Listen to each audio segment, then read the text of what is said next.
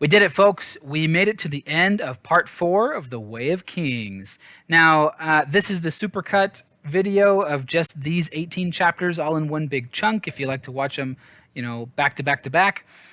We are very close to the end of the book. The next part of the book only has 6 chapters and the epilogue. So we're getting super close. I'm really excited to be finished with this one and to move on to Words of Radiance. Now, one thing I wanted to just mention, I do these videos one chapter at a time, right? So sometimes in a single chapter video, I'll say, this chapter references something from an earlier chapter. So I'll say, oh, check out my video over here. In the supercut version, that doesn't work quite as well.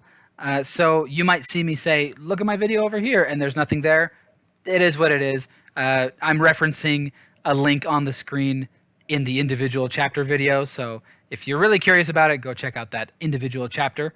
I really appreciate anybody who's here watching these videos, and I really, really would appreciate if you let me know in the comments, what can I do to make these videos better? It is really tough to summarize some of these chapters in a single minute. So often I have to exclude a lot of the more subtle aspects of the story. When the characters are just thinking to themselves, a lot of that internal dialogue, I have to kind of ignore it in order to focus on the more major plot points. So if there are things that I missed in a chapter that you like, please let me know in the comments. If there's something that you think I could do better to make these videos more entertaining or just more helpful to someone who is struggling to understand the story, please feel free to let me know.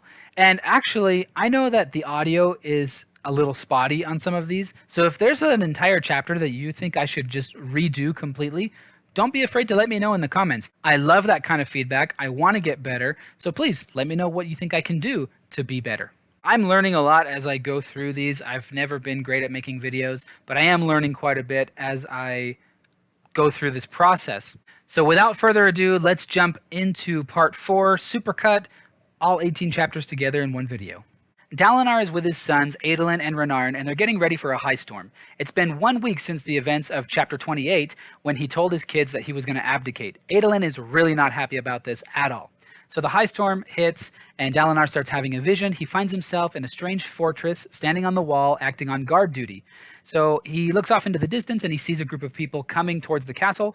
So he goes and finds a commanding officer who he is shocked to find has dark eyes. A scout tells the commander that the people coming close are Stone Wards and Windrunners. They're Knights Radiant.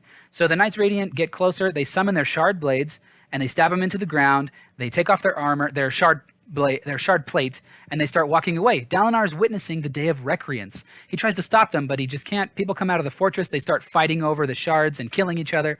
One of the former Radiants talks to Dalinar in that strange voice that he always hears in his visions, and he says, "The night of sorrows will come, and the true desolation, the Everstorm. Read the book, unite them." Bridge 4 is placing their bridge across the final chasm in a bridge run under heavy fire from the Parshendi, but they're able to do it without any injuries, except for Kaladin gets a little scratch on his cheek. As they're scrambling away to safety, Dunny takes an arrow in the shoulder from his own side, and then as Kaladin watches, he gets hit by another from the Parshendi, and he falls on top of the bridge. Now the cavalry is rushing to cross the bridge, so Kaladin tries to save him, but Moash grabs him from behind, trips him, and holds him down, while Dunny is trampled to a bloody pulp. A little bit later, as they're waiting for the battle to end, Kaladin starts treating a wounded guy from another bridge crew, and Bridge 4 tries to discourage him. They don't have the resources for that kind of thing. So Kaladin gives him a little speech about how the Light Eyes claim to be honorable, but they really suck, and that we need to be better than them and all this stuff. And then the Bridge 4, they jump into action and they start helping. So then Teft talks to Kaladin and he asks him, "Do you have those spheres that I'm always telling you to keep with you?" And he says, "Yeah, but they keep going done. There's something wrong with them." And then Kaladin remembers the injury on his cheek. He checks it. It's completely gone. Dalinar attends a feast hosted by King Elokar, and he is acutely aware that no one wants to sit by him until Wit shows up, and he actually does sit by him. He's being very uncharacteristically serious. He warns Dalinar that the winds are changing, and he asks him if he's ever heard of Adenalcium. He also tells him that he also goes by the name Hoid, which is really cool if you remember the first interlude of this book. Wit warns Dalinar to be on guard because Sadeas is planning a big revelation at the feast that night. So remember, Sadeas has been investigating that assassination attempt, or supposed assassination attempt, with the saddle girth. And so Wit tells him big things are happening, I have to leave for a while. And he says, the Cosmere takes precedence over free food, and he leaves the feast. Then, when Sadeas makes his big announcement, it turns out that he exonerates Dalinar. He says, yeah, there was an assassination attempt, I'm convinced, but it's very unlikely Dalinar had anything to do with it. So then Dalinar talks to Sadeas, and actually Sadeas agrees to team up and do a joint plateau assault against the Parshendi. Kaladin and Bridge 4 are watching a battle after having placed their bridge, and they see Dalinar Kholin show up with his army. He joins the battle, which is really strange, and he helps them win, which is really great. The men are talking about Dalinar and his son Adolin and how they're really honorable. Kaladin does not believe it. He refuses to be tricked like he was with Amaram. So later that day on chasm duty, we learn that Sigzil is something called a world singer. He tells the men about this place called Sesamelek's Dar, which is the city that Kaladin saw in his dream vision back in chapter 46. Check it out over here. Kaladin is just really confused on how he could see a place in a dream that he's never been to in real life. He also can't deny that there's something supernatural going on with how he heals so quickly. The men come to some Parshendi corpses. We find out that the Parshmen really don't like it when you touch dead Parshmen or Parshendi. So this gives Kaladin an idea. And then they get a bow and arrow, and they use it to shoot a small pouch of some spheres that they found into the underside of a bridge so they can collect them later.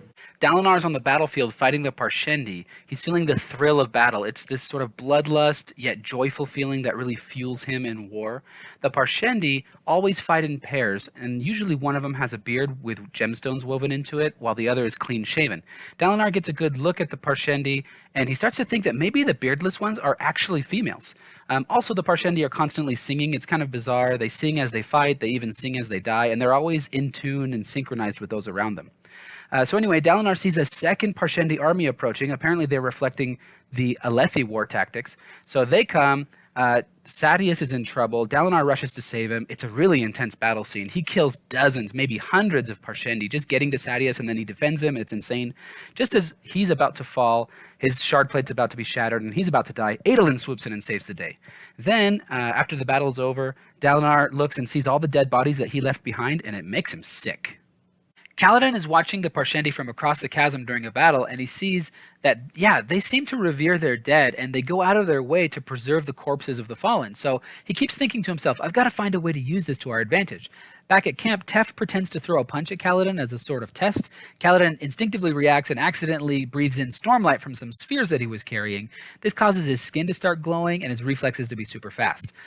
He talks to Syl, and she tells him, I'm not a windspren like you always thought I was. I don't even know what I am, but I bind things together. What you're doing is what the Windrunners, an order of the Knights Radiant, used to do in ancient times. And Kaladin is really upset by this. He says it's a curse. That makes Syl mad, and she flies off. Kaladin goes for a walk, and he meets the King's Wit, a.k.a. Hoyd, who tells him a really cool story about a ship called the Wandersail and gives him a weird flute. Syl comes back and tells Kaladin, I'm the source of the changes that you're going through. Kaladin says, I'm going to embrace this. He runs back to camp and tells Teft, let's start experimenting to see what I can do. Adolin is hanging out, drinking wine with his preppy friends, and they are kind of complaining about Dalinar. Adolin gets snippy. He's trying to defend his dad, right? But one of the main complaints that they're making is that Dalinar requires anyone serving under him to wear uniform when out in public. This is part of the codes that Dalinar enforces that the other high princes think are antiquated and unimportant. But the more Adolin thinks about it, he's starting to sort of come over to Dalinar's side. He's like, we're at war right now. Why is everybody more worried about fashion and social posturing instead of the good of the nation? So anyway, Adolin participates in a duel a little later on. Dalinar, Sadeas, and King Elhokar are in the stands watching, and they're discussing stuff. Dalinar recites part of the Way of Kings to Sadeas, who mostly just scoffs at it. And it's the part that mentions walking from Abimbar to Urithiru. I was way wrong about that in this video over here. Let's see. With the encouragement of the king, Dalinar agrees to use Sadeas' bridgemen to cross the chasms, though he won't use them to cross the final chasm as he doesn't want to cause unnecessary deaths. Teft is trying to train Kaladin on how to use Stormlight, but Kaladin's just not getting it. So Teft tells him about the immortal words instead, you know, the journey before destination stuff. Kaladin learns that Bridge 4 is going to have to be on bridge duty every single day from now on, and they're still going to have to do chasm duty at night, so it's a total disaster. Later on in the chasms, Kaladin has a sort of moment of clarity, and he's able to understand finally how to consciously use Stormlight. And he tries to walk on the chasm wall and fails hilariously. Then he finds some Parshendi bodies, and he gets a knife, and he cuts off their outer carapace, and he attaches it to some leather armor. He also gets some Parshendi bones and attaches them to a shield. He's got some sort of plan that we don't know about yet. Then he puts it all in his sack, and he uses his newfound awesome Stormlight abilities to stick some rocks to the chasm wall, climb up the rocks, and tie that sack to the bottom side of a bridge. The Stormlight wears off, so he can't climb down the rocks anymore. So Syl tells him, cut the rope and fall. He does. He falls 40 feet, and he's totally fine. That's the power of Stormlight, baby. Dalinar is with his sons, getting ready for a high storm. Navani is there too, so she can scribe Dalinar's account of his vision after it's over. So the high storm hits, and Dalinar finds himself in a palace with a guy who's talking about surge binders and Nahel bonds. Dalinar's really confused by all this, but he plays it cool because he wants to gather clues to help Navani and Yasna hopefully prove or disprove his visions. So they move out onto the balcony, and he finds that he is in his home city of Kholinar, and there are dead bodies everywhere, including some strange creatures that look like they're made out of stone. He finds out that this guy he's with is none other than Nohadon, the guy who wrote The Way of Kings. And Nohadon tells him that the world has just passed through another desolation, and like 90% of humanity died. Partly this is because there had been warfare and conflict among the people of Roshar before the desolation began. So that didn't help. Once the vision is over, Navani says that she recognized some of the gibberish that he was saying. She finds it in a book, and she says, I think this is Dawn Chant. And to her mind, it totally proves the veracity of Dalinar's visions. After his vision from the last chapter, Dalinar's talking with Navani and Renarin, and they've all come to the conclusion that he's not losing his mind. But Dalinar still feels that he cannot trust his visions entirely because, while they could be messages from the Almighty, they could also be the work of Voidbringers. Ooh. And Dalinar just doesn't want to be manipulated by any outside force. So they talk a little bit about the old magic and the Night Watcher, but Dalinar refuses to explain what his curse and his boon were or are, but he's certain that they have nothing to do with these visions. And that's about all that happens in this chapter, except, oh yeah, Dalinar and Navani make out! So that's kind of exciting. And then afterward, Navani is telling Dalinar about some really interesting things that we've already seen happening in other areas of the book. She says that the king of Yakaved was recently assassinated by a Shin shardbearer wearing white clothing. You can see my video about that over here. She also mentions the twisted things that men have been recorded saying right before they die. Check out my video about that over here. Bridge 4 is exhausted from having to work chasm duty all night, and now they have to go on a bridge run. The men, particularly Moash, are complaining about this quite a bit, and Kaladin calms them down by telling them he's got a plan. So the final approach begins, and Kaladin actually ducks out from underneath the bridge, grabs the vest and the shield and stuff that he had prepared back in chapter 59, and starts dancing around in front of the Parshendi. Now, we learned that the Parshendi, they don't leave their dead because they're uncaring. They do it as a sign of respect because it's almost like a sin for them to touch a dead body. So you can bet that seeing Kaladin jumping around with Parshendi bones all over him kind of pisses them off. So they start focusing all their attention on killing Kaladin, but because of his Stormlight, he's able to dodge all their arrows. And this allows the army, Sadeas' army, to cross the chasm really effectively and just slaughter the Parshendi. It's a huge success, and Sadeas is happy about it. Later on during the battle, Kaladin is bandaging up a wounded bridgeman. When some Parshendi punch through, they get close to the chasm, they start firing at him again. But then Dalinar Kholin, the Blackthorn, sweeps in and saves the day. So it turns out that Leighton, a member of Bridge 4, used to be an apprentice armorer. So he looks at what Kaladin did with the leather armor and the Parshendi carapace and stuff, and he improves upon the design, and he creates a set for each member of Bridge 4. Speaking of Bridge 4, things are kind of looking up for them a little bit. Their scavenging quotas have been reduced, which gives them more time to practice with the spear.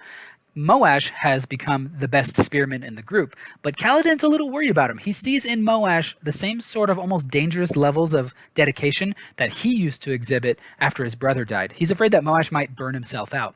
But Moash tells him, I'm not motivated to save others, I'm motivated by revenge. I want to kill someone. But he's not quite ready to tell Kaladin who he plans to kill. Kaladin actually starts to wonder, maybe we shouldn't even try to escape because our bridge run casualties have been reduced so drastically. But he talks to Rock. Rock sets him straight pretty quickly. Teft tries to get him to spar with some of the men, but Kaladin says, no, I'm not ready for that. Dalinar and Navani are out for a walk, and they're talking a little bit about how Gavilar always used to get what he wanted, including Navani. Navani mentions Dalinar's wife, but as always, he just hears a sound whenever she's mentioned. Then Dalinar tells Navani that he considers himself to be a weak man, that he sets up these boundaries like the codes in order to prevent himself from losing control and going to extremes. Internally, he's thinking about a time when he actually considered murdering Gavilar and seizing the throne and Navani's hand. Some horns sound indicating that a chasm fiend a chrysalis has been spotted on the plateau called the Tower, so Dalinar rushes off. Then we cut to Bridge 4, and they're getting ready for the bridge run. They look awesome with their sweet armor. In fact, everyone around them, soldiers, other bridgemen, everybody, stop and gawk as they pass by. Then we cut again to Adolin, Dalinar, and Sadeas, and they agree that they're going to bring as many soldiers as they can because they're eager to crush the Parshendi and turn the tide of this war. So here is the plateau called the Tower, and it's only got a couple adjacent plateaus near it. All the other area around it, it's way too far for the Parshendi to jump or for the Alethi to span with bridges. So the plan is Sadeas attacks first, he clears some space, Dalinar attacks second. At first everything goes really well. Dalinar actually splits the Parshendi force into two, and their plan is to keep them away from these adjacent plateaus in order to corner them and just crush their forces and defeat everybody.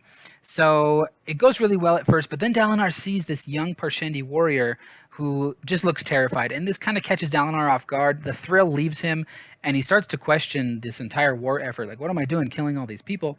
And then Adolin points out, oh, look, another Parshendi force is approaching that Sadeas' lookouts conveniently did not warn us about. They look over at Sadeas, and they see, oh, look, he's on the other side of the chasm. He's leaving with all of his bridges. So Dalinar's army is surrounded by Parshendi with no way to escape. Kaladin sees that Sadeas is retreating, so he orders Bridge 4 to retreat as well, and they retract the bridge, they start heading out. But then he sees Sadeas in person, and he's not wounded or anything. And then he looks back, and he's examining what happened in the battle, and he's like, nothing went wrong, why are we leaving? And then he realizes Sadeas is intentionally leaving Dalinar to be killed, and Kaladin is on to his tricks. Dalinar and Adolin are fighting for their lives, but their shard plate is breaking down. It's totally hopeless. With the bridges gone, they don't stand a chance of survival. And Adolin was right to not trust Sadeas, right? But then Dalinar's thinking, how could that be? I had that vision back in chapter 19 that I should trust Sadeas, like what's going on?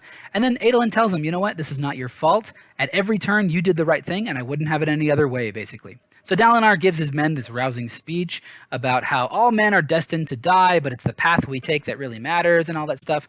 So they charge back into the battle. And Dalinar's only regret is that he's leaving Renarin as the High Prince, surrounded by cunning enemies. Bridge 4 is totally exhausted, leaving the tower. They're lagging behind, so Sadeas' army actually just leaves them. So now they're free. They could use their bridge to span the chasms and run away. But they see that Dalinar is clearly going to die, and they do the honorable thing. They return to save him. So as they're rushing the chasm, Parshendi line up and start shooting arrows at them. They use the side carry technique and use their bridge as a shield, but then the Parshendi start shooting from the other side, so Kaladin uses his Stormlight. He attracts all the arrows to his shield. It's this awesome moment. He has like this burst of Stormlight. Everybody sees him glowing. A bunch of the Parshendi actually run away. And then Kaladin, he's exhausted. He starts thinking about the day that Tien died. We get to see that flashback.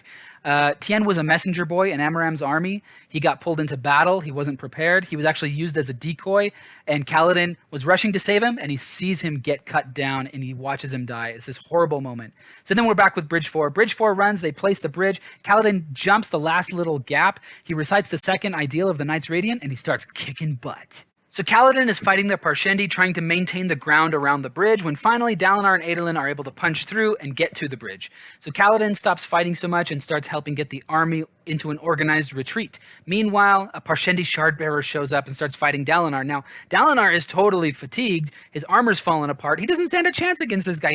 He's fit and fresh and ready for battle. But Dalinar actually puts up a pretty good fight. So the bridge crew cannot leave until the army crosses. The army doesn't want to leave without Adolin, and Adolin won't leave without Dalinar. So Kaladin actually has to rush over to try to get Dalinar out of there. In the meantime, Dalinar's helmet got knocked off. He got hit in the head. He's all dazed and confused. The Parshendi shardbearer leans over and says, "It is you. I found you at last." And Dalinar's like, "What?" Then Kaladin shows up, injures the Parshendi shardbearer in the leg, and gets Dalinar out of there. They cross the chasm, and the Parshendi just let them go. Then Dalinar tells Kaladin that he promises him safety for having rescued him.